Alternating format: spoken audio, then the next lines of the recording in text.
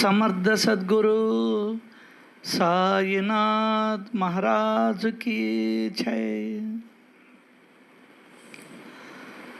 సమస్త ప్రాణులు బాగుండాలని, ఆనందంగా ఉండాలని, సంతోషంగా ఉండాలని, సుఖంగా ఉండాలని, ఆరోగ్యంగా ఉండాలని, ప్రేమగా ఉండాలని, దయ కలిగి ఉండాలని, సద్బుద్ధిని సద్భక్తిని ప్రసాదించమని ఆ దేవాది దేవుణ్ణి కోరుకుంటూ ఈరోజు మనం సత్సంగంలోకి వెళ్దాం. నేను నా భక్తులకి అంకితుణ్ణి. నేను భక్తుల వద్దనే ఉంటాను. నేను ఎల్లప్పుడూ ప్రేమ కోసం తపిస్తూ భక్తుల పిలుపుకి బదులు పలుకుతాను అని అనేవారు. బాబా యొక్క అద్భుతమైన మాటలు.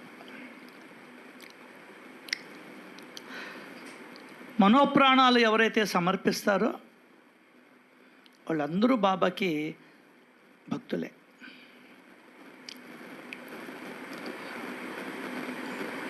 సో ఇక్కడ ఆయన దేనికోసం తప్పిస్తున్నాడు అనేది మనం అర్థం చేసుకోవాలి. ప్రేమ, ప్రేమ, దయ. పెంచుకునేటువంటి కుక్క మీదనే ప్రేమను చూపిస్తాం, ఈదులో కుక్కని మీద ప్రేమను చూపించాం. అట్లా కాకుండా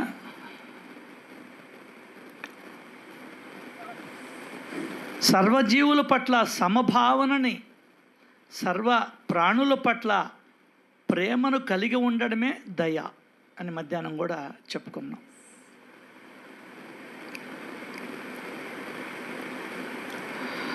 చాలామంది చెప్తుంటారు,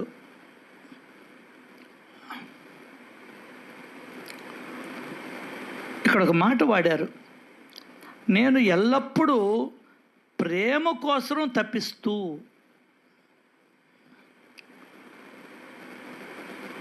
మనం దేనికో తపస్సు చేస్తాం, ఆయన ప్రేమ కోసం తపిస్తున్నాడు.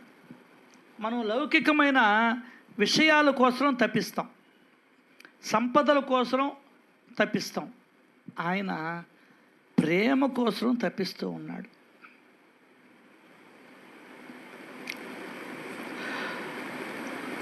అది అందల ఆయనకి. దీనికి సంబంధించిన కథను చెబుతాను అని కళ్యాణ్ నివాసి అయిన ఒక వ్యక్తి గురించి చెప్తూ ఉన్నాడు.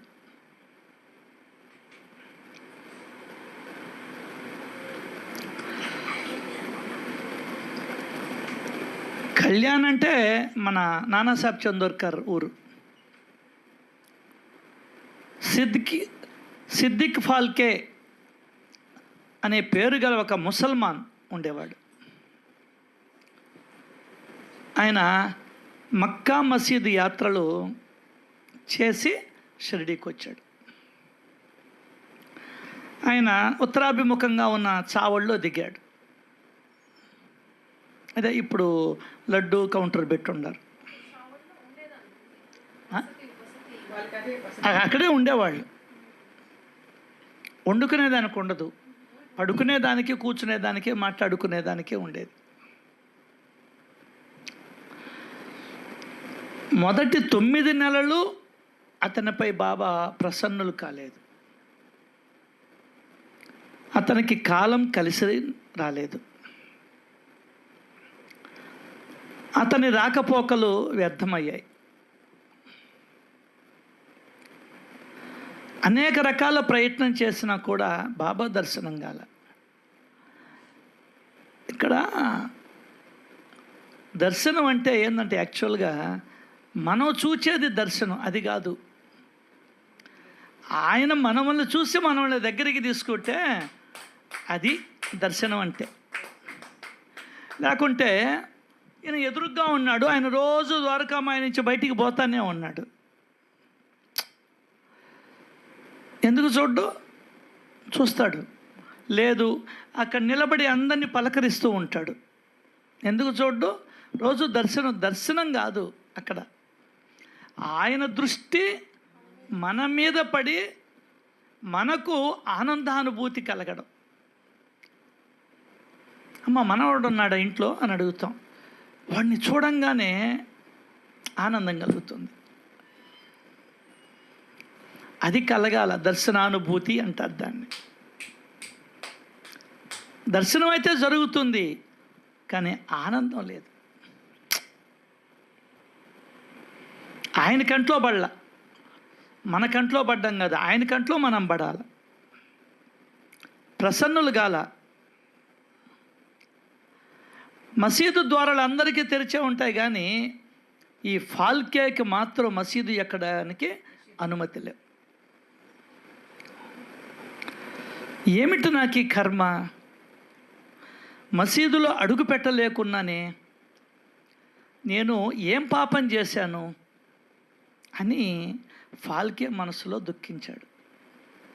మొట్టమొదట మనకేదన్నా జరిగితే గుర్తుకొచ్చేది ఏందో తెలుసా? మన పాపం.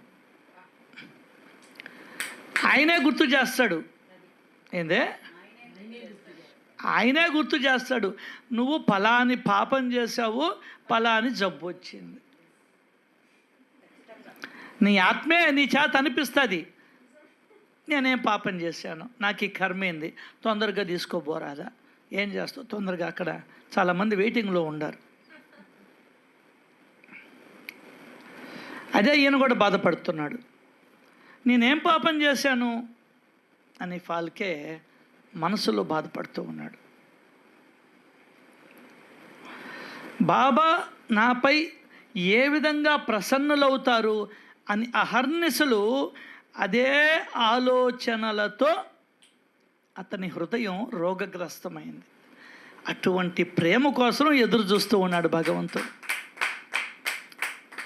పైన చెప్పాడు తెలుసా, ఈ కథాభాగాన్ని రాస్తూ ఉంటే పైన చెప్పిన దానికి సంబంధించిన మరొక కథ సహజంగా గుర్తుకు వచ్చింది అన్నాడు ఆయన. మన ఇంట్లోకి ఏదైనా వస్తువు వచ్చిందంటే ఎవరో ఒకరు ఇచ్చిపోయి ఉండాలి. అది అట్లా ఈయన ఎప్పుడైతే అహర్నిశలు బాబాతోటి ఆలోచనలతో ఉంటాడో అదే ఆయన్ని ప్రేమించడం. ప్రేమించడం అంటే ఆయన ప్రేమను కోరుకుంటూ ఉంటాడు కదా. ఎవరో నువ్వే అని అడిగింది. ప్రేమించడం అంటే ఏంటంటే పదే పదే ఆయన్ని గుర్తుకు తెచ్చుకోవడం. ఏందే? ఆయన్ని గుర్తుకు తెచ్చుకోవడం, ఆయన చెప్పిన మాటల్ని మనం వినడం, విన్న తర్వాత ఆచరణ చేయడం, ఇదే ఆయన్ని ప్రేమించడం అంటే.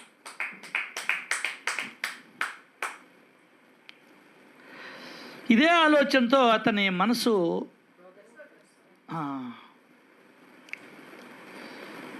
ఎవరో చెప్పారట, చూడండి 9 నెలలుంటే ఒక్కరికి కూడా మాధవరావును పట్టుకుంటే కూరకి తీరుతుంది అని ఎవరు చెప్పలేదేమి? చెప్పనివ్వడు ఆ సమయం వచ్చేదాకా. నీ మనసు రోగగ్రస్తం కావాలా, నీ మనసు పరితాపం చెందాలా. అది ప్రేమ అంటే. కుళ్ళి ఏడుస్తుంటారు ఎవరైనా మన ఇంట్లో పోయినప్పుడు, ఎందువల్ల? ప్రేమతోటి. ఆ ప్రేమ నిన్ను అట్లా చేస్తుంది. ఇక్కడ కూడా అంతే. అప్పుడు ఎవరో చెప్పారు, ఎందుకు అబ్బాయి, ఎందుకని ఆయన పెద్ద ఆయన ఏడుస్తావు, మాధవరావును పట్టుకో నీ కోరిక తీరుతుంది అని చెప్పారు.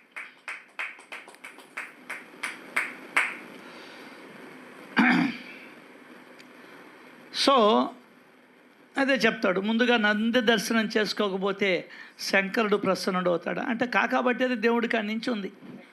అర్థం కాల? సరే, ఏదో జరిగింది. ముందు మాధవరావును సంపాదించాలి.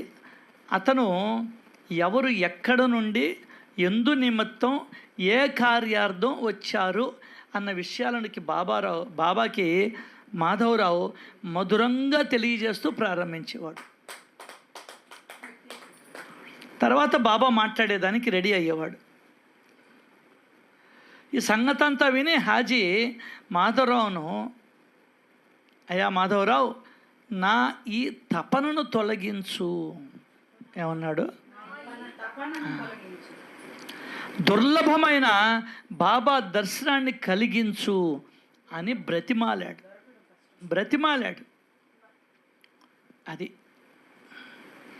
అదే చెప్తున్నారు. ఇందాక ఒక వీడియో పెట్టా గరికపాటి గారిది. అడిగిన వాళ్ళకే చెప్పాలా, అడగని వాళ్ళ దగ్గరికి అంతా పోయి చౌకాడ నేను బాబా గురించి చెప్తాను, రాముడి గురించి చెప్తాను అంటే కుదరదు. కాలక్షేపం అవుద్ది, అది ఏదో పొద్దుపోద్ది అంతే. అందులో ముఖ్యంగా ఆధ్యాత్మికత గురించి మాత్రం అడిగితేనే చెప్పాలి. ఎందువల్లంటే ఇది సినిమా కథ కాదు, అందరికీ నచ్చేదానికి. భగవల్లీలలు అందరూ వినలేరు కూడా. ఎందువల్లంటే వాళ్ళకి ఆ ప్రాప్తం ఉండాలి. ఆ ప్రాప్తం లేని రోజు ఏది జరగదు. కానీ అన్నింటిలోకి సత్కథా శ్రవణం, భగవంతుడి కృప ఉంటేనే జరుగుతుంది. అది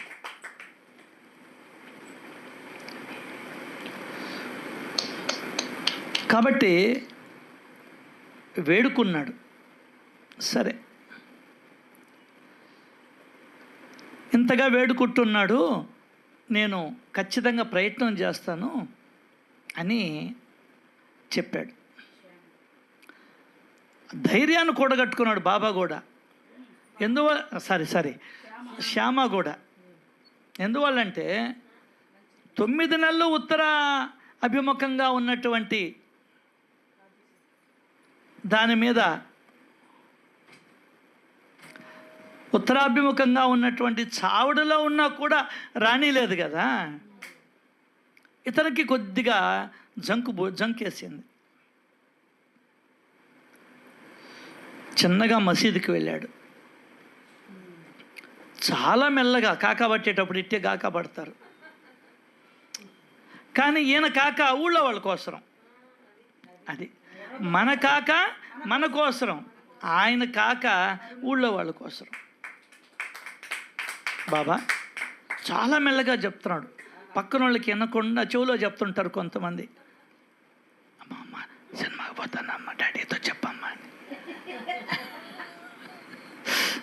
అట్లా బాబా ఆ వృద్ధుడు చాలా బాధపడుతున్నాడు. అతడిని కరుణించండి. వేసేసాడు. కరుణించండి అన్నాడు. హాజీ మక్కా మదీనా యాత్రలు చేసి షిరిడీకి తమ దర్శనానికి వచ్చాడు. అంటే అది ఎందుకు చెప్తున్నాడు తెలుసా? అతనికి దైవభక్తి కూడా ఉంది అని చెప్తున్నాడు. అతనికి దైవభక్తి కూడా ఉంది. కాబట్టే మక్కా మదీనా యాత్రలు చేసి షిరిడీకి తమ దర్శనానికి వచ్చాడు. ఇంకొకరు సౌండ్ పెంచాడు. అతనిపై దయ చూపడం లేదు ఎందుకు? ప్రశ్న. అతనిని మసీదులోకి రానివ్వండి. మళ్ళీ ఇంకొక ప్రశ్న, జనులు అసంఖ్యాకంగా వచ్చి మసీదులో మీరు దర్శనం చేసుకొని వెళ్తున్నారుగా, మరి ఇతనిలో ఈ విషమ భావన ఎందుకు? ఎంత మెల్లగా పోయాడో అంత రైజ్ అయిపోయింది. మళ్ళీ ఒక్కసారి మీ కృపాదృష్టిని ప్రసరించండి. అతన్ని మసీదులో మిమ్మల్ని కలుసుకోనివ్వండి. ఏమిలే, తన మనసులోని మాట చెప్పుకొని వెంటనే వెళ్ళిపోతాడు, నీ దగ్గర ఉండడు ఆయన అని చెప్పాను అన్నాడు. అప్పుడు బాబా చెప్తున్నాడు, శ్యామ, నువ్వింకా ముక్కు పచ్చలారని పసివాడవు, చిన్న పిల్లోడివి. ఎందువల్లంటే ఆయన భగవంతుడు, ఆయనకేందు మనం చెప్పగలిగిన వాళ్ళమా? కాకపోతే అదొక నాటకం అంతే. నువ్వు ఇంకా ముక్కు పచ్చలారని పసివాడు, చాలా చిన్న పిల్లవాడు అని అర్థం.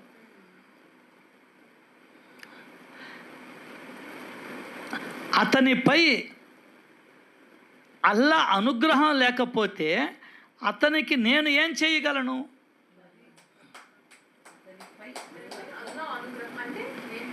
భగవంతుడి అనుగ్రహం అతని మీద లేదు, దానికి నేనేం చేసేది? అంటే భగవంతుడి అనుగ్రహం ఎవరి మీద ఉండేది లేనిది కూడా ఈయనకి తెలిసిపోద్ది. అర్థమైందా? అదే ఇక్కడ గొప్పతనం. అతనిపై అల్లా అనుగ్రహం లేకపోతే అతనికి నేను ఏం చేయగలను?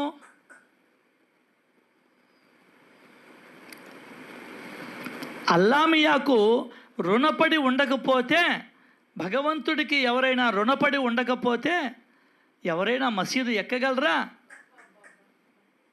ఇక్కడి పకీరు లీల అపూర్వం.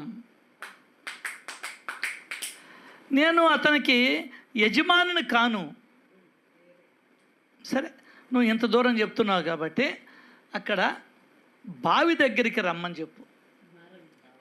అక్కడ ఇరుకుబాట ఉంది, ఆ ఇరుకు మార్గంలో వస్తాడా అని వెళ్ళి స్పష్టంగా అని అడుగు అని అన్నాడు. ఏంది ఆ మార్గం? ఎటువంటిది? ఇరుకు మార్గం, కష్టమైన మార్గం. వదిలించుకోవడం కష్టం కదా, తగులుకోవడం ఈజీ. చూయింగంని గోడకు అంటించడం ఈజీ, లాగడం కష్టం. గుడ్డకు అంటించడం ఈజీ, లాగడం కష్టం. మనకి ఇరుకు మార్గం. ఇవన్నీ వదిలిపెట్టి పోవాలి కదా ఆయన దగ్గరికి. 10 రోజులు షిరిడీకి పోతామంటే ఎంత తపస్సు చేయాలి ఇళ్ళల్లా ఒక్కొక్కరా. అన్నీ ఉండి కాదు, సహ్యాద్రి పర్వత శ్రేణిలోని నాన్హేఘాట్ పర్వతాన్నైనా సులభంగా దాటవచ్చునేమో కానీ ఒక గృహస్థుడు ఇంటి గడపను దాటడం బహు కష్టం.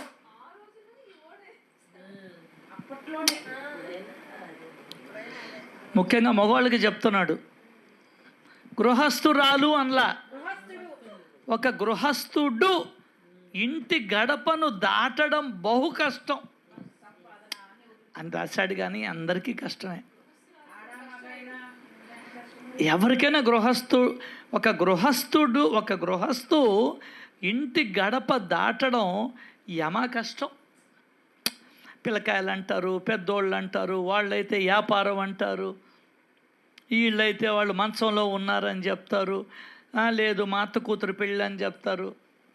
ఎన్ని బాధలో అన్ని బాధలు. అప్పుడు కాదు, ఇప్పుడు కాదు, ఎప్పుడూ ఉన్నాయి ఈ బాధలు.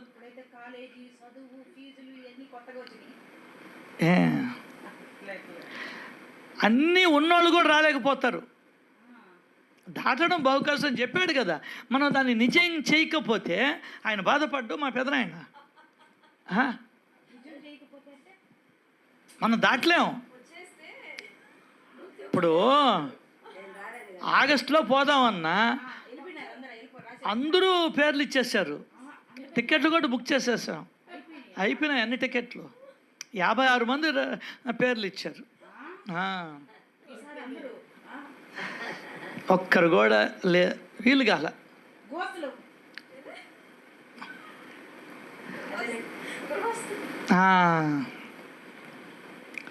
ఎందుకంటే ఎవరి బాధలు వాళ్ళకు ఉంటాయి. అయితే పెళ్ళిళ్ళకి, పేరంటాలకి, చావులకి, కర్మంత్రాలకి, ఆ ఫంక్షన్కి ఈ ఫంక్షన్కి మాత్రం టైం ఉంటుంది. వాటికి మాత్రం ఇంట్లో వాళ్ళే ప్రోత్సహిస్తారు. నువ్వు మా చెల్లెల దగ్గర పోయి 4 రోజులు ఉండేస్తారా? అన్నవరానికి పోదామయ్యా, ఎప్పటి నుంచో చూడాలని ఉంది అని అడిగితే అన్నానే వరంగా భావించు, అన్నవరం చూసినట్టేనంటారు.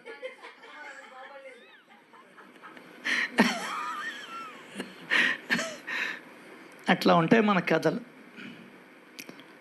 బహు కష్టం అండి. దానికైనా ఇంత ముక్కులు ఎందుకు ఇంత కష్టం? నెల్లూరులో ఉండే ముక్కు నీకు 10 ఏళ్ళు 5 ఏళ్ళు పట్టిందంటే నీకు ఎన్ని ఏళ్ళు పట్టిందమ్మా? 4 ఏళ్ళు. సరే 3 ఏళ్ళు.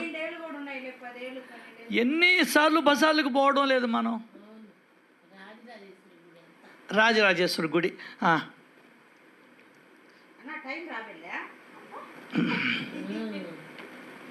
అర్థమైందా?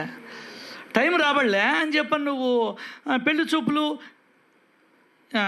పెళ్ళి కార్డులు వాళ్ళకి బాక బ్రోకర్లకి, మా అమ్మాయి రెడీగా ఉంది పెళ్లి చేసుకునేదానికని. సంబంధాలు చూడకుండా ఉండగలవా? టైం రాలేదులే అని గమ్మునుంటావా? చూస్తావు కదా, అది లెక్క. వయసు అయిపోతుంది, ఆమెకు కాదు నీకు వయసు అయిపోతుందని. కాబట్టి అది ఇరుకు మార్గం. రాలేడు, కష్టం, భగవంతుడి దగ్గరికి రాలేడు. చిన్న పని కాదండి భగవంతుడి దగ్గరికి వెళ్ళడం. అంతెందుకు, పక్కనుండి గొలగుమడికి పోయి వస్తున్నావా ఒక్కరోజు నిద్ర చేసి? నేనేది తీసుకోపోయేది మార్కెట్కి, ఎవరు తీసుకోపోయారు నిన్న? నిన్న హైదరాబాద్కి మీ మేడం పిలవంగానే వెళ్ళిపోతే డబ్బులు వస్తాయనే. ఎవరు పిలిచారు? నేను సార్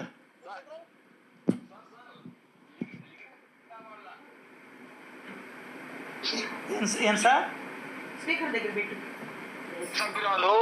అబ్బాయి గారు ఫ్రీగా తీసుకెళ్తారట వాళ్ళ వెహికల్ లో గొలగముడికి. ఓకే ఓకే ఓకే, అవకాశం ఉన్న వాళ్ళు రమ్మన్నారు. సరే సరే, ఎల్లుండైనా పర్వాలా, రేపైనా ఎల్లుండైనా. అలాగే అలాగే చెప్తాను.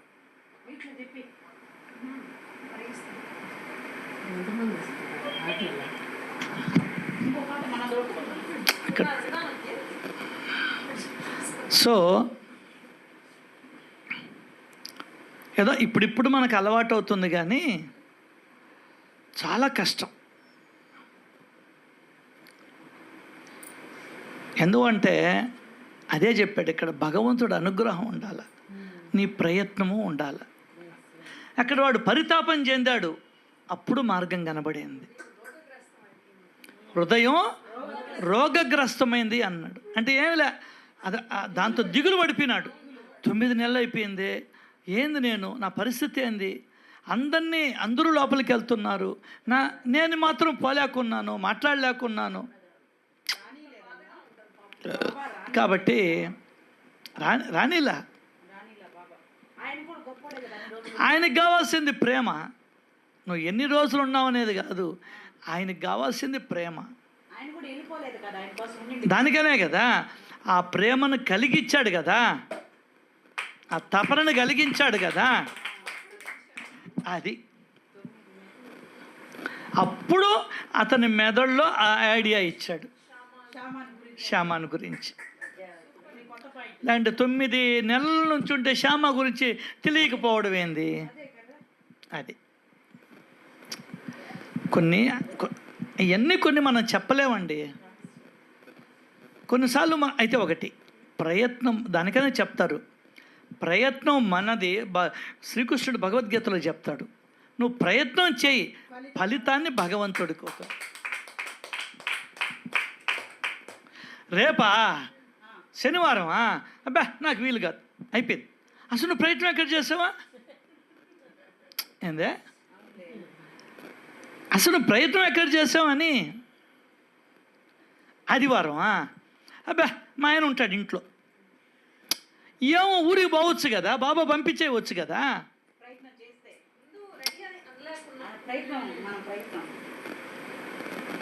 నువ్వు ముందరే చెప్పేస్తేవి అంటే నువ్వే బాబా అయిపోయినావు. రాబోయే వచ్చే ఆదివారం మా ఆయన ఉంటాడో లేదో కూడా చెప్పేస్తావు. నువ్వు త్రికాల జ్ఞాని అయిపోయావు. ఇంక బాబా ఎందుకు నీకా? ఇంక బాబా ఎందుక? ఆయన నువ్వే త్రికాల జ్ఞానం అయిపోతే.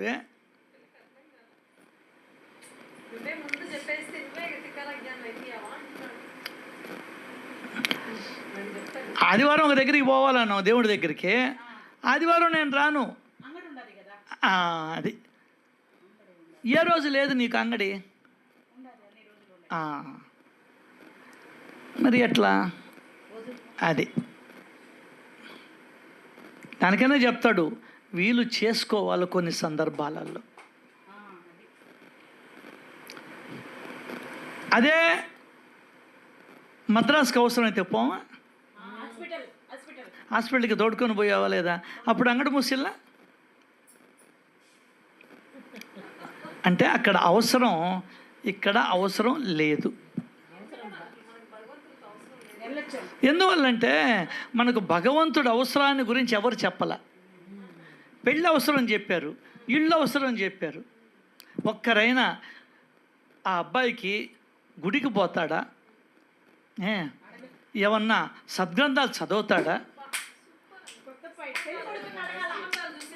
సంబంధాలు చూసేటప్పుడు ఈ అమ్మాయి తులసి కోటకి దండం పెడతాదా, రోజు దీపారాధన చేస్తుందా, ఆ అబ్బాయి తీర్థయాత్రలు చేస్తాడా, ఈ అమ్మాయి వాడిని ప్రోత్సహిస్తుందా, ఈ ఉండవు. ఆ అమ్మాయి కులం ఏంది, గోత్రం ఏంది, శాలరీ ఎక్కడ పని చేస్తుంది, అన్నదమ్ములు ఉన్నారా లేదా, ఇద్దరే కూతుర్లా సగం ఆస్తి దుబ్బేస్తామా, ముగ్గురు కూతుర్లా 3 ముక్కలాట ఆడుకుంటామా. అర్థమైందా? అది ఒక రాజకుమారి అడిగింది పెళ్లి చేస్తానంటే వాళ్ళ నాయన్ని. ఒక రాజకుమారి సుఖభోగాలు అనుభవించే స్థాయిలో ఉన్నటువంటి ఆమె, డాడీ నాకు ఒక భక్తుడు కావాలా. ఏందే? భగవంతుణ్ణి విశ్వసించేటువంటి భక్తుణ్ణి నేను పెళ్లి చేసుకుంటాను అన్నది ఆ అమ్మాయి. నువ్వు ఎక్కువ శాలరీ, వాడు ఎటువంటివాడైనా నాకు పర్వాలే, వెనకాల ఆస్తి ఉండాలా, వాడికి శాలరీ లక్షల్లో ఉండాలా, నేను పెళ్లి చేసుకుంటా. నేను ఆ అబ్బాయిని ముందర అబ్బాయి కన్నా అమ్మాయి అమ్మ నమ్మే ఓకే ఓకే చెప్పేస్తుంది. అట్ట అయిపోయినాం మనం. సో కాబట్టే భగవానుడు చెప్పాడు, నువ్వు ఎన్నో విషయాలకెల్లో ప్రయత్నం చేస్తున్నావు కదా, భగవంతుడి విషయంలో ఎందుకు చెయ్యవు నువ్వు ప్రయత్నం? ముందరే నువ్వు చెప్పేస్తవి ఏందే. ఇప్పుడు వచ్చే వారం నా కొడుకు వస్తాడండి, లాభం లేదు, కొడుకు కోడలు అందరూ వస్తారు, ఏమో వాళ్ళ ప్రోగ్రాం ఆగిపోవచ్చు కదా, ఒక 2 రోజులు వాయిదా వేసుకోవచ్చు కదా, బస్సు టికెట్లు వాళ్ళకి చిక్కకుండా ఉండొచ్చు కదా. లే, ముందరే నువ్వు డిసైడ్ అయిపోతావు రాలేను అని, అంతే తదాస్తు అంటాడు దేవుడు కూడా. అది దానికనే నువ్వు ప్రయత్నం చెయ్యి, ఫలితాన్ని భగవంతుడి కుదులు. నువ్వు నిజాయితీగా, శ్రీకృష్ణ పరమాత్ముడు చెప్పిన మాట, నువ్వు నిజాయితీగా ప్రయత్నం చెయ్యి, ఫలితం భగవంతుడి కుదులు, భగవంతుడు చూసుకుంటాడు. ఎస్, నిజంగా నీకు ఆ తపనుంటే శంకర్రావుని రాత్రికి రాత్రి ఇంటికి రప్పించిల్లా. అది అట్లాగా అదే చెప్తున్నాడు ఇక్కడ. ఇరుకు మార్గం ఇది, వదిలించుకొని రావడం అంటే కష్టం. ఈజీగా తగిలించుకోవచ్చు, ఏమైనా 3 ముళ్ళు వేసినప్పటి నుంచి నువ్వు తగులుకున్నట్టే లెక్క.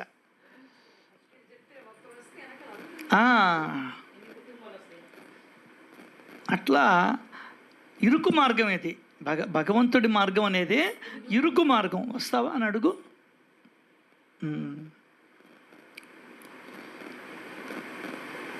అప్పుడు చెప్పాడు, ఎంతటి కష్టమైన మార్గమైనా వస్తాను, నన్ను వారి చరణాల వద్ద కూర్చొనివ్వాలి, నేను వారిని ప్రత్యక్షంగా కలుసుకోవాలి. దానికి దేనికైనా సిద్ధమే. ఏందే? దేనికైనా సిద్ధమే. ఆ మాట విని బాబా 40,000 ఇస్తావా అని అడిగాడు.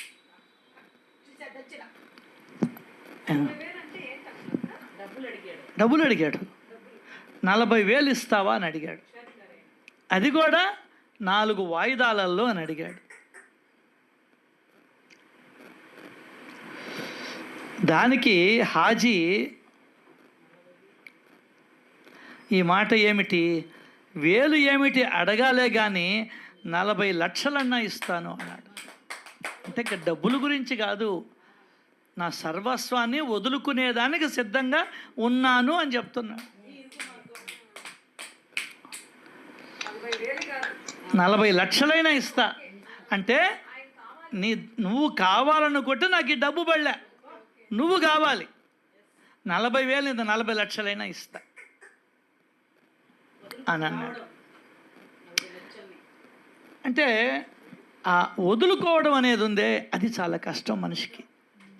అందులోనూ డబ్బు. ఇప్పుడు ఎందుకు మనం పోంది ఇక్కడ వ్యాపారం పోద్దని కదా, ఇంకక్కడ కారణం ఏమీలే. వ్యాపారం పోద్ది, ఖాతాలు పోతాయి, మళ్ళీ రేపు వస్తే మన ఖాతా వాళ్ళు ఎదురంగడోడు కొట్టేస్తాడు. ఇదే బాధ వ్యాపారంలో ఉంటే. నేను ఒకటే మాట అనుకునేవాడిని, చిత్తే ఊడిపోయే ముఖ్య ఎన్ని రోజులు ఉంటుందా? ఇట్టే అడిగేవాడిని, నన్ను అడిగేవాళ్ళు ఏం వెళ్ళిపోతామని. 40 ఏళ్ళ నుంచి ఇక్కడ ఉన్న వారం లేకపోతే ప్లేటు మార్చేవాళ్ళు, అసలు ఆ ఖాతానే నాకు పడలే. తీసుకువతలు పడినా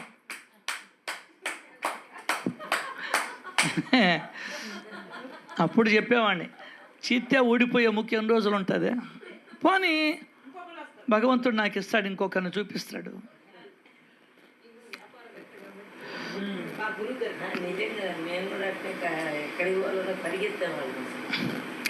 సో దేనికైనా రెడీ అన్నాడు. సరే, ఈరోజు మా మసీదులో మేకను కోయాలని ఉంది. మరి నీకు మాంసం కావాలా, లేక ఎముక మాంసం కావాలా, లేక వృషణాలపై కోరిక? ఆ ముసలివాణ్ణి నిశ్చయంగా ఏది కావాలో అడుగు.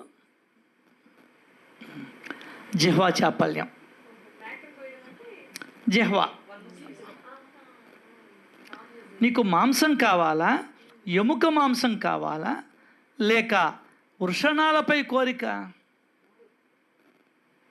అది బాబా మాటలన్నీ హాజీతో చెప్పాడు. హాజీ చెప్పాడు, ఏం వద్దు, నాకు ఆయనకి ఇవ్వాలి అని ఉంటే నా కోరిక ఒక్కటే. ఆయన కొలంబోలో వేస్తాడు కదా, ఆ కొలంబోలోని ఒక్క ముక్క లభిస్తే చాలు, కృతకృత్యుణ్ణి.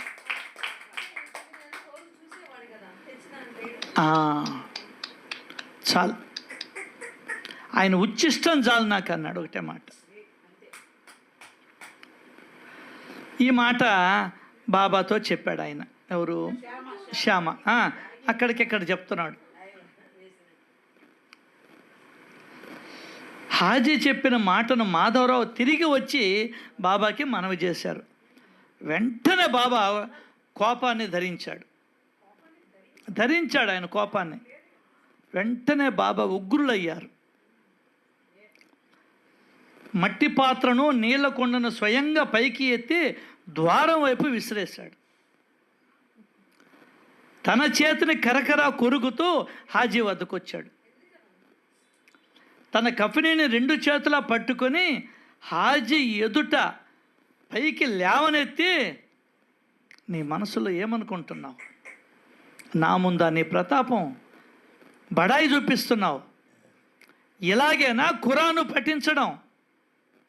మక్కా యాత్ర చేశానని గర్విస్తున్నావు కానీ నన్ను ఎరుగలేకున్నావు నువ్వు అని అతనిని అవమానించాడు. అంతేకాదు, అవాచ్య శబ్ద ప్రహారాలను చేశారు. వినకూడనటువంటి మాటలన్నీ అన్నాడండి. నాకు అదే ఆశ్చర్యం సార్, ఇప్పటికి కూడా అసలు అమ్మ నా బూతులు తిట్టేవాడు. మన భాషలో చెప్పాలంటే, ఇంకా మీకు అందరికీ తెలుసు అమ్మ నా బూతులు అంటే ఏందో. ఇంట్లో వాళ్ళందరూ వచ్చేస్తారు, బయట వాళ్ళు వస్తారు, ఇంట్లో పిల్లలు అందరూ వచ్చేస్తారు. అన్ని మాటలు తిని వాళ్ళు ఆయన కావాలని కోరుకున్నారే. బాబా అసలు నాకు విచిత్రం అండి. ఒక్క మాట అంటేనే మనం ఓర్చుకోలేకున్నాం. బాబా బాబా అవాచ్య శబ్ద ప్రహారాలను చేశారు. చిన్న వచనాలు కాదయి, అర్థం కాల, భయంకరమైన తిట్లు. ఇంకా చెప్పాలంటే హాజీ గాబరా పడ్డాడు. అంతే, బాబా వెనక్కి తిరిగి వచ్చేసాడు ఆ మాట అనంగానే. ఏమనుకుంటున్నావు నీ మనసులో? నా ముందా నీ ప్రతాపం?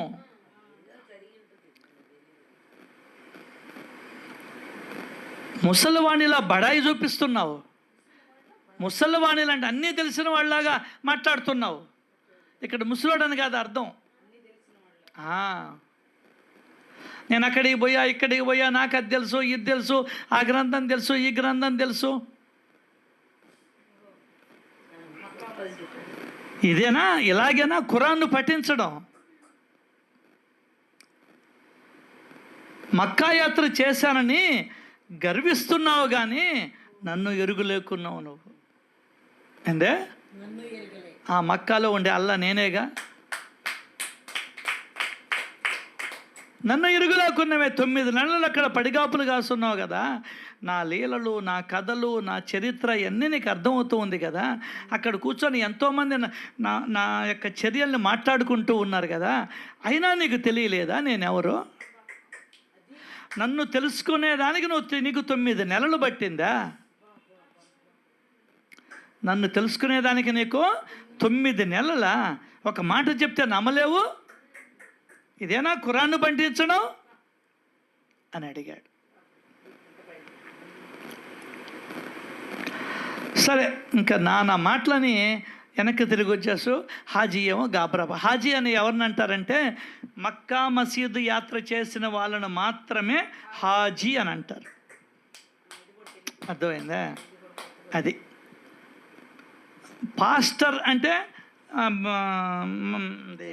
చర్చిల్లో దైవ వాక్యాలు ఎవరైతే చెప్తారో వాళ్ళని పాస్టర్ అంటారు. సో వచ్చేసాడు. వచ్చి మసీదు ప్రాంగణంలోకి ప్రవేశిస్తూ తోటమాలి ఒకడు మామిడి పళ్ళను అమ్మడం చూశాడు. మొత్తం బుట్టను కొన్నాడండి. హాజీకి పంపించాడు బాబా. ఏందే అనుగ్రహం ఎట్లా ఉంటుందంటే ఇట్లా ఉంటుంది. మొత్తం బుట్ట పంపించేశాడు. అర్థం కాల? అది అనుగ్రహం. అది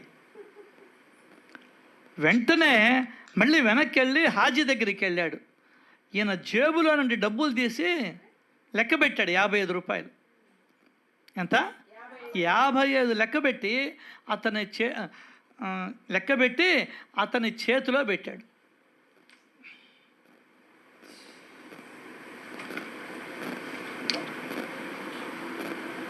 అప్పటి నుండి అతనిపై ప్రేమ కలిగి అతనిని భోజనానికి ఆహ్వానించాడు. ఇద్దరు అంతా మర్చిపోయారు. హాజీ ఆత్మానందంలో తల్లీనుడయ్యాడు. అది ఆ ఆనందం కలగాలంటే ఏ అడ్డంకులు ఉన్నాయో ఆ అడ్డంకులు ఈయన ఆ మట్టి పాత్ర, ఆ కుండ విసిరేయడం ద్వారా, అవాచ్య శబ్ద ప్రహారాలను చేయడం ద్వారా ఆ కర్మని తొలగించాడు. ఆ తరువాత అతడు యథేచ్ఛగా వస్తూ పోతూ అతను కూడా బాబా ప్రేమలో మునిగిపోయాడు. బాబా కూడా అతనికి అప్పుడప్పుడు రూపాయలను ఇచ్చేవాడు. అది మేఘాలను కూడా శాసించగల సాయి సమర్థులు ఒకసారి ఇంద్రుణ్ణి ప్రార్థించడం చూసి ఆశ్చర్యం కలిగింది.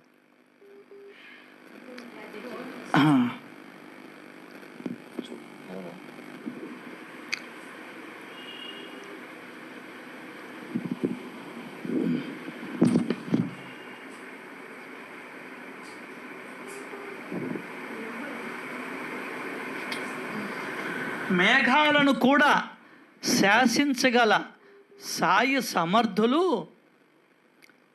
ఒకసారి ఇంద్రుణ్ణి ప్రార్థించడం చూసి ఆశ్చర్యం కలిగింది. అతి భయంకరమైన సమయం. ఆకాశం అంతా చక్కటి చీకటి కమ్ముకొని పోయి ఉంది. గాలి భయంకరంగా వీస్తూ ఉంది. పశువులకు పక్షులకి భీతి కలిగింది. సూర్యుడు అస్తమించాడు. సాయంకాలం అయింది. అకస్మాత్తుగా సుడిగాలి వీచి అది ప్రబలమై భయంకరమైన సంచలనం చెలరేగింది. మొన్నటిదాకా షిరిడిలో భయంకరమైన వర్షాలంట. మేఘాల ఉరుములు, మెరుపులు, గాలి యొక్క భయంకర శబ్దం, పెద్ద వర్షం, టపటపమని వడగళ్ళ చప్పుడు. గ్రామస్తులు భయపడిపోయారు. దూడలు పశువులు అరవసాగాయి. బికారులు భిక్షగాళ్ళు మసీదు చూరు కింద తల దాచుకోవడానికి వచ్చారు. పశువులు దూడలు కూడా మసీదులో ఒక దగ్గర చేరాయి. ఈ జనాలతో మసీదు కిక్కిరిసిపోయింది. నలువైపులా నీరే. గడ్డి కొట్టుకుని పోయింది. కళ్యాలు ఉంటాయి కదా, పంటంతా తడిసిపోయింది. జనం ఆందోళన పడ్డారు. గ్రామస్తులంతా గాబరా పడిపోయారు. అందరూ మసీదులోని సభా మండపంలోకి వచ్చి నిండిపోయారు. కొందరు మసీదు చూరు కింద ఉండి బాబాతో మొరబెట్టుకున్నారు. జోగులాంబ, జాకాలమ్మ, మరిడమ్మ, శని, శంకరుడు, అంబాబాయి, మారుతి, ఖండోబా, మహల్సా అమ్మ వగైరా దేవీ దేవతలు షిరిడీలో ఎన్నో చోట్ల ఉన్నారు.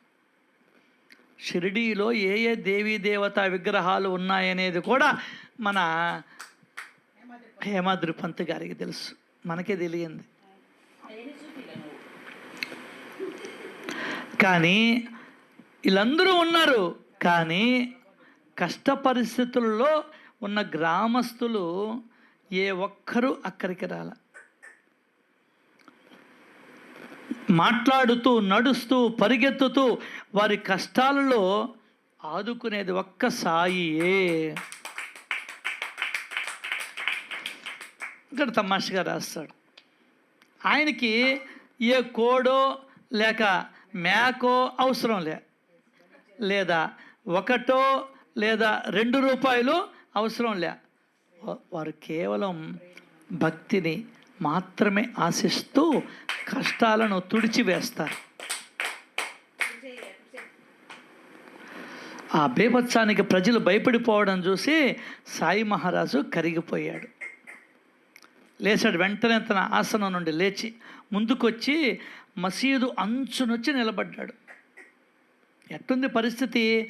మేఘాల ఉరుములతో ఆకాశం దద్దరిల్లిపోతుంది. ఉరుములు ఉరుముతున్నాయి, మెరుపులు మెరుస్తున్నాయి. బాబా అక్కడ నిలిచి గట్టిగా ఉచ్చస్వరంతో, ఎంత కంఠ ఉంటుందో అంతవరకు కేకలు వేశాడంట. భగవంతుడికి తమపై కంటే తన భక్తులపైన, సాధు సత్పురుషులపైన ప్రేమ. అందువలన దేవుడు వారు చెప్పినట్టు చేస్తాడు.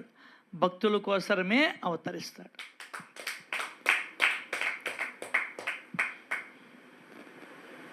అంతే. భక్తుల మొరవిని వారిని రక్షించవలసిందే. భక్తుల భావాన్ని గుర్తుంచుకొని తాను ఇచ్చిన మాటను నిలబెట్టుకుంటాడు.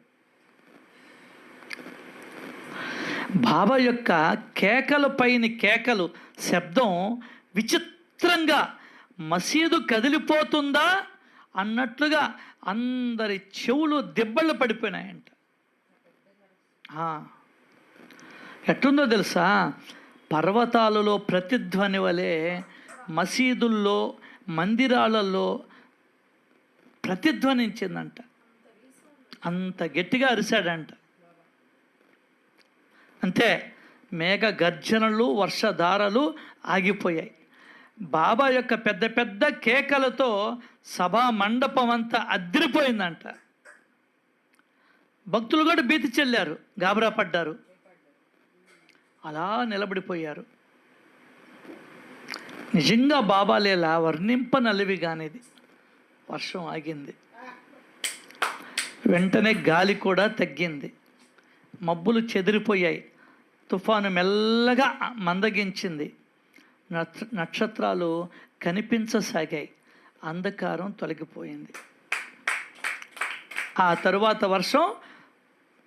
వర్షం తుఫాను గాలి పూర్తిగా తగ్గిపోయాయి. ఆకాశంలో చంద్రుడు కనిపించాడు. అందరికీ ఆనందం కలిగింది. ఇంద్రుడికి దయ కలిగింది అనిపించింది. సత్పురుషుల వాక్కును నిలబెట్టాలి కదా మరి. అంతే, వాతావరణం శాంతించగానే మేఘాలు 12 దిశలుగా వెళ్ళిపోయినాయి, చల్లాచెదురైపోయినాయి. వర్షం తగ్గింది, గాలి చిన్నగా వీస్తూ ఉంది, ఉరుములు పూర్తిగా ఆగిపోయాయి. పశువులకు పక్షులకు ధైర్యం వచ్చింది. దూడలు పశువులు ఇళ్ళ చూరల కింద నుండి బయటకు వచ్చి నిర్భయంగా తిరగసాగాయి. పక్షులు కూడా ఆకాశానికి ఎగిరిపోయాయి. భయంకర పరిస్థితి నుండి రక్షించిన బాబా యొక్క ఉపకారాన్ని గ్రహించి జనులంతా తమ తమ ఇళ్లకు వెళ్ళిపోయారు. పశువులు కూడా ధైర్యంగా వెళ్ళిపోయాయంట. ఈ విధంగా మూర్తిభవించిన కరుణ రసమే సాయి. వారు బిడ్డల గురించి కన్న తల్లి వలె కలవరపడతారు. భక్తులు యందు వారికి ఉన్న అత్యంత ప్రేమను నేను ఎంతని గానం చేసేది అని అంటాడు. అట్లాగే సాయిబాబాకి అగ్నిపై కూడా ఇటువంటి ప్రభావమే ఉంటుంది. అదే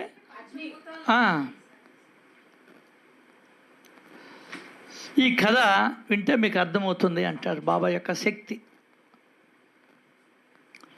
ఒకసారి ధుని ఉంది కదా, పైకప్పును తాగుతూ ఉన్నాయి. ఆ ధునిలో లేచినటువంటి మంటలు. ఈయనేమో గమ్మునుండాడు. నీళ్లు పట్టుకురండి అని ఒకరంటే, నీళ్లు పట్టుకొని వస్తాం, పోసేవాళ్ళు ఎవరని ఒకరంటే, అలా పోస్తే బాబా సటకాతో సత్కరిస్తారేమని ఒకరంటే, కాబట్టి అనుకుంటా ఉంటారు అందరికీ అధైర్యమే. బాబాను అడిగే ధైర్యం ఎవరికి లేదు. అప్పుడు బాబా చిరాగ్గా విసుగ్గా సటకా పైన చెయ్యి వేసి అలా పైకి తాగుతూ ఉన్నాయే అగ్ని జ్వాలలు, వెనక్కిరా, వెనక్కి వెళ్ళు అని అన్నాడు.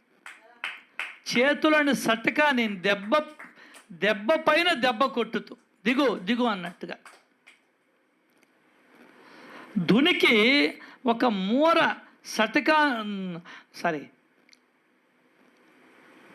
ధునికి ఒక మూర దూరంలో ఉన్న స్తంభం పైన సటకాతో కొడుతూ జ్వాలల వైపు చూస్తూ శాంతించు శాంతించు అని అన్నారు. ఒక్కొక్క దెబ్బకి జ్వాలలు తగ్గి ధుని శాంతించింది. అలా అందరి భయం పారిపోయింది. సో సత్పురుషులలో శ్రేష్ఠులైన ఈ సాయి పరమేశ్వరుని మరో అవతారం. వారి చరణాలపై శిరస్సు ఉంచితే వారు తమ కృపాహస్తాన్ని ఉంచుతారు. స్వస్థచిత్తులై భక్తి శ్రద్ధలతో నిత్యం ఈ అధ్యాయాన్ని పారాయణ చేస్తే ఆపదల నుండి విముక్తులవుతారు. అంతేకాదు, ఇంకా అధికంగా చెప్పాలంటే నిర్మలమైన అంతఃకరణంతో, నిర్మలమైన మనస్సుతో, నియమ నిష్టలతో సాయి భక్త పరాయణులైతే శాశ్వతమైన సనాతన పరబ్రహ్మను పొందగలరు. అంతేకాదు, అసాధారణమైన మీ కోరికలు కూడా తీరుతాయి. చివరికి పూర్తిగా ఏ కోరికలు లేని వారై సాయుధ్య ధామాన్ని చేరుకుంటారు. అంటే ఏంది? ఎప్పుడు చెదరని ఎడతెగని శాంతి తృప్తి కలుగుతాయి. ఇది సాయుధ్యధామం. సాయుధ్యధామం పరమార్థ సుఖాన్ని, పరమార్థ జ్ఞానాన్ని అనుభవించాలని మనస్సులో కోరుకునే భక్తులు ఈ అధ్యాయాన్ని మరలా శ్రద్ధగా శ్రవణం చేయండి. పరమార్థ జ్ఞానాన్ని, పరమార్థ సుఖాన్ని ఈ రెండు అనుభవించాలి. జ్ఞానాన్ని లోపల అనుభవించాలి, పరమార్థ సుఖాన్ని అనుభవించాలి. అంటే టోటల్గా భగవంతుణ్ణి అనుభవించాలి. అది లెక్క. అనుభవించాలని మనసులో కోరుకునే భక్తులు శ్రవణం చేయండి ఈ కథలను. దానివలన కథలను శ్రవణం చేస్తే ఏమవుతుందంటే చిత్తవృత్తి పరిశుద్ధమవుతుంది. ఈ కథాశ్రవణంలో మనసుకు పరమార్థ ప్రవృత్తి కలుగుతుంది, అరిష్టాలు తొలగిపోతాయి, ఇష్టదేవతా ప్రాప్తి కలుగుతుంది. కాబట్టి బాబా యొక్క లీలల అనుభవాలను తెలుసుకోండి. హేమాడ్ సాయికి శరణొచ్చి అతి పావనమైన తరువాత అధ్యాయంలో గురు శిష్యుల మహిమ, గురుపుత్రునికి గోలపు గురుదర్శనం, శిష్యుడు తమ గురువును ఎట్టి పరిస్థితుల్లోనూ త్యజించరాదు అని సాయి ప్రత్యక్షంగా అనుభవాన్ని కలగజేసి భక్తిభావాన్ని దృఢపరిచారు. బాబా పాదాల వద్దకు వచ్చిన ప్రతి ఒక్క భక్తునికి వారి దర్శనంలో విశేషం. ప్రతి ఒక్కరికి ఆయన దర్శనంలో ఒక అనుభవాన్ని ఇవ్వకుండా ఎవరినే బయటికి పంపిల. అదే ఆయన గొప్పతనం. మిగతా వాళ్ళంతా చెప్పారు, అనుభవాలు తక్కువ ఉన్నాయి వాళ్ళ దగ్గర కూడా, కానీ తక్కువగా ఉన్నాయి. వాళ్ళు మహాత్ములే, అయితే ఈయనకు ఆత్రం ఎక్కువ, అందరినీ లాగేసుకొని అందరినీ తరింపు చేయాలని, ఇంకేం లే, ఈ భూమికి భారం తగ్గించాలని. ఏందే ఈ భూమికి భారం తగ్గిస్తారని. దానికనే మనకు అర్థం కాల, ఆయన కరుణ నీకు అర్థం కాల. బొచ్చు నీ తలకాయ బొచ్చిస్తే భగవంతుడు నీ కోరిక నెరవేరుస్తున్నాడు కదా, దాంట్లో కూడా అర్థం తెలుసుకున్నా. ఆయన కరుణ, ఆయన ప్రేమ, ఆయన దయ అది కాదు. నువ్వేమిలే ఏదో ఒకటి ఇస్తాను అంటే తను ఇచ్చేస్తాడు. అర్థమైందా? ఇంకొకటి కూడా అక్కడ, ఇంకొకటి ఏది ఊరికినే రాదు నాయన, ఏదో ఒకటి ఇస్తేనే తిరిగి పొందుతావు అని చెప్తున్నాడు. త్యాగం లేదే ఏది రాదు నాయన అని చెప్పాడు వివేకానందుడు. దానికే కదా మొక్కులన్నీ కూడా ఏంది? ఇవ్వడమే. నువ్వు ఏమి ఇవ్వకపోతే నేనేమి ఇవ్వలేను నీకు తిరిగి. అయితే ఒకటి ఇక్కడ ముందరేమని చెప్పడంలే, నెరవేరిన తర్వాత అంటే ఆ బొచ్చు ఆయన ఏం చేసుకుంటాడు వెంకటేశ్వర స్వామి. అట్లా అయినా భక్తులు నా మార్గానికి వస్తారు. అదే బెల్లం నివేదన చేస్తామంట, ఆయన ఏం చేసుకుంటాడు? బెల్లం తింటాడా పడతాడా చెప్పు? అట్లా అయినా నీ కోరికలు నెరవేర్చాలి. తర్వాతనే ఇవ్వు నాకు, ఇప్పుడే బళ్ళా ముందర తీసుకుంటే నువ్వు గొంతు పట్టుకుంటావు. ఏందే అడ్వాన్స్ తీసుకుంటే ఇంకా తప్పదు, వాళ్ళకి మనం బైండ్ ఓవర్ అయిపోతాం. కాబట్టే ఆయన అడ్వాన్సులు తీసుకోడు, నువ్వు ఇస్తానన్నా తీసుకోడు. నువ్వు ఇచ్చే అలవాటు నీకు లేదు. ఇళ్ళకైతే ఇస్తావు కానీ, ఇదిగో బాబా నేను నీకు 15 రూపాయలు ఇవ్వాలనుకుంటున్నా, ఇప్పుడు కాదు ఇప్పుడే ఇచ్చేస్తున్నా. ఏందే జీతం వచ్చిన తర్వాత మొదటి నెల జీతం కాదు, జీతం 15 రూపాయలు అనుకుంటున్నా, నేను 50 అనుకుంటున్నా. ఈ 50 ఇప్పుడే ఇచ్చేస్తున్నా, తీసుకో అని ఎవరు అంటున్నారండి? ఉద్యోగం వస్తే, నెల జీతం వస్తే నేను కూడా అట్టే మొక్కుకున్నాలే, చెప్తున్న మాటకు మీకు ఆ నెల జీతాన్ని మీకు ఇస్తా, లేకుంటే ఇవ్వను. కండిషన్, వస్తే ఇస్తా. దానికి కూడా ఆయన ఓకే చెప్తున్నాడు. ఎందుకు? నీ మీద దయ, నీ మీద ప్రేమ, నీ మీద ఇష్టం. అది గుర్తించు ముందర. అదే ఇక్కడ చెప్తున్నాడు. సాయి ప్రత్యక్షంగా అనుభవాన్ని కలుగు చేసి భక్తి భావాన్ని దృఢపరిచేవాడట. అది బాబా వద్దకు వచ్చిన ప్రతి ఒక్క భక్తునికి ఒక విశేషం జరిగేది. ఒకరికి ఒకలా, మరొకరికి మరోలా దర్శనమిచ్చి బాబా వారిని అందులోనే నిలబెట్టేసేవాడు, దృఢపరిచేవాడు. స్వస్తి శ్రీ సంత సజ్జన ప్రేరితము భక్త హేమాడ్పంతి విరచితము అయిన శ్రీ సాయి సమర్థ సచ్చరితంలో శ్రీ సాయి మహిమా వర్ణనమును 11వ అధ్యాయం సంపూర్ణం. శ్రీ సద్గురు సాయినాథార్పణమస్తు. శుభం భవతు. శ్రీ సచ్చిదానంద సమర్థ సద్గురు సాయినాథ్ మహారాజుకి జై. ఈ అధ్యాయంలో ముఖ్యంగా తపన ఉంటే ఏదైనా నీకు లభిస్తుంది అని చెప్పడం. ప్రయత్నం కాదు, తపన. ప్రయత్నం అంటే ఒకసారి ప్రయత్నం చేసి వదిలేస్తాం, మరలా దానికోసం నువ్వు ఆరాటపడ్డం, పోరాటాన్ని చేయడం. అప్పుడు భగవంతుడు నీ వైపు తిరుగుతాడు అని అర్థం చెప్తారు. అట్లాగే ఆయనకి ఉన్నటువంటి పవర్ మేఘాలపైన, అగ్నిపైన అతనికి ఉన్నటువంటి శక్తి.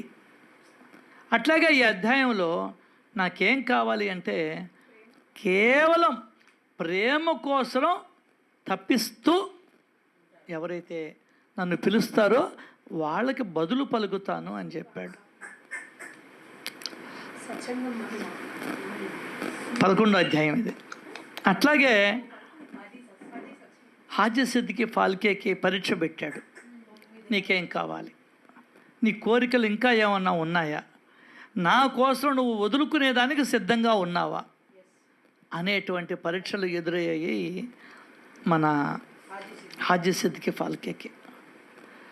అట్లాగే ఈ అధ్యాయంలో సగుణ గురించి, నిర్గుణం గురించి అద్భుతంగా చెప్పడం జరిగింది. అర్థమైందా? అన్నిటికన్నా ముఖ్యం, బాబా వచ్చి కూర్చునేదానికి ఏం కావాలంటే గొప్ప వర్డింగ్ చెప్తాడు ఇక్కడ. బాబా వచనాల యందు విశ్వాసమే వారు కూర్చుండడానికి ఆసనం. ఇంకొక ఎందుకు చెప్తున్నాడంటే బాబా యొక్క బాధను కూడా తెలియజేస్తూ ఉంది ఈ యొక్క 11వ అధ్యాయం. తన యొక్క నిర్గుణ నిరాకార పరమాత్మను తెలుసుకోవాలని బాబా పడే బాధ, బాబా పడే కష్టము ఈ అధ్యాయాన్ని మనకు వివరిస్తుంది. ఆయన ఎప్పుడు కూడా మన హృదయాలలో నిర్గుణ నిరాకార పరమాత్మను తెలుసుకోవాలని మన హృదయాలలో అనేక రకాల ఉపాయాలను పన్ని నాటేవాడు. అది అట్లాగే ఇక్కడ ఈయన పూర్తిగా భగవద్ అవతారము అని మన హేమాద్రి పంత్ గారు స్వయంగా అనుభవించి చెప్పడం జరిగింది. అది సో అట్లాగే ఇక్కడ బాబా యొక్క జీవన విధానం, ఆయన గోనెపట్ట, ఇటువంటి వాటి గురించి వర్ణన. ఇంకొక ముఖ్యమైన పాయింట్, దానికనే ప్రతి ఒక్కటి యాదృచ్ఛాలాభ సంపన్నుడు. ఎప్పుడు ఏది నీకు లభిస్తుందో దానితో తృప్తి చెందడం నేర్చుకోవాలి. అనుకోకుండా వచ్చానంటోళ్ళ మనం అది యాదృచ్ఛాలాభ సంతుష్టుడు. ఒకరోజు ఏడవడం, ఒకరోజు సంతోషపడడం అనేది కాకుండా ఆయన స్వభావాన్ని గురించి కూడా మెయిన్గా చెప్పడం జరిగింది. బాబా యొక్క స్వభావం ఏంది? కృతకృత్యుడు, అనవరతం ఆత్మనిరతుడు, సుఖదుఖాలకు అతీతుడు, జ్ఞాన సంవిత్తి, ఇవన్నీ మనకు ఈ అధ్యాయంలో వివరించడం జరిగింది.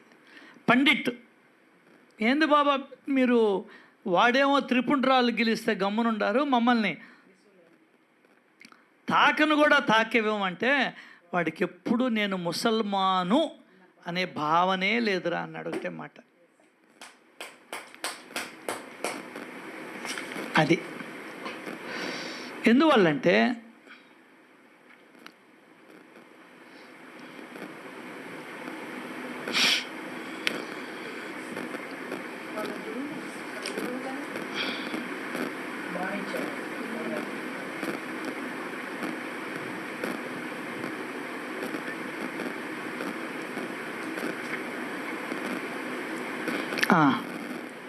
మెయిన్ పాయింట్, అతడు నన్ను తన గురువు వలనే భావించి పూజ చేశాడురా అన్నాడు. ఆయన గురువు ఎవరు? కాకాపురాణిక్. కాకాపురాణిక్కి ఏ విధంగా సేవ చేశాడో బాబాకు కూడా అదే భావనతో త్రిపుండ్రాలను దిద్దాడు. కాబట్టి ఇక్కడ బాబా చూసింది ఏంది? మెయిన్గా అతని భావాన్ని చూశాడు. ఏందే? అతని భావాన్ని చూశాడు. ఇక్కడ మనకు బాగా అర్థమవుద్ది. మెట్లెక్కుతుంటే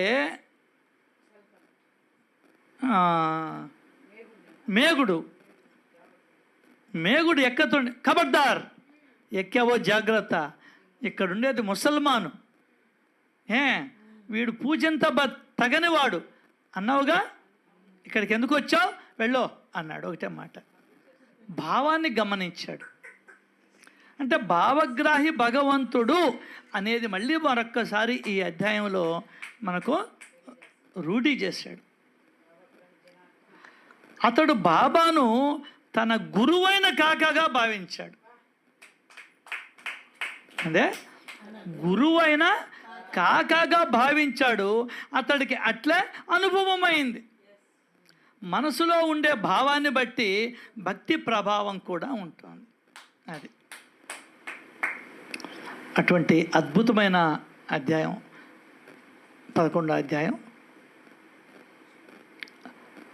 రేపు మళ్ళీ 12వ అధ్యాయానికి రేపు ఉదయం వెళ్ళే ప్రయత్నం చేద్దాం. శ్రీ సచ్చిదానంద సమర్థ సద్గురు సాయినాథ్ మహారాజ్ కీ జై. जय जय साईनाथ महाराज की जय, साईनाथ महाराज की जय, साईनाथ महाराज की जय।